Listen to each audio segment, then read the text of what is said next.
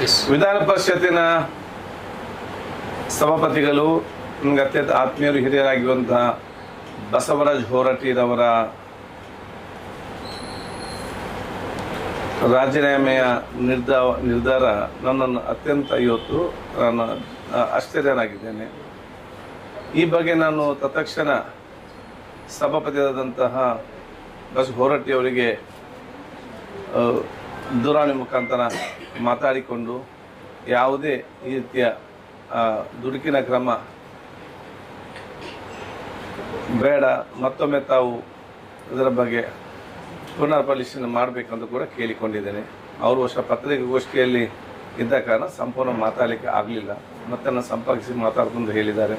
ನಾನು ಇನ್ನೊಮ್ಮೆ ಅವ್ರ ಜೊತೆ ಮಾತಾಡಿಕೊಂಡು ಬಹುಶಃ ಅವರ ಮನವನ್ನು ಒಲಿಸುವಂಥ ಕೆಲಸವನ್ನು ಮಾಡ್ತಂತ ಹೇಳಲಿಕ್ಕೆ ನಾನು ಇವತ್ತು ಇಚ್ಛಿಸ್ತೇನೆ.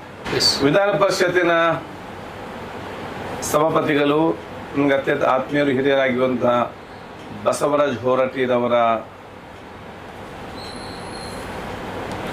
ರಾಜೀನಾಮೆಯ ನಿರ್ಧಾರ ನನ್ನನ್ನು ಅತ್ಯಂತ ಇವತ್ತು ನಾನು ಆಶ್ಚರ್ಯನಾಗಿದ್ದೇನೆ. ಈ ಬಗ್ಗೆ ನಾನು ತತ್ಕ್ಷಣ ಸಭಾಪತಿಯಾದಂತಹ ಬಸ್ ಹೋರಾಟಿಯವರಿಗೆ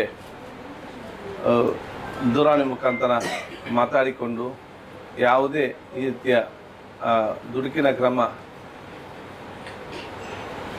ಬೇಡ, ಮತ್ತೊಮ್ಮೆ ತಾವು ಇದರ ಬಗ್ಗೆ ಪುನರ್ ಪರಿಶೀಲನೆ ಮಾಡಬೇಕಂತ ಕೂಡ ಕೇಳಿಕೊಂಡಿದ್ದೇನೆ.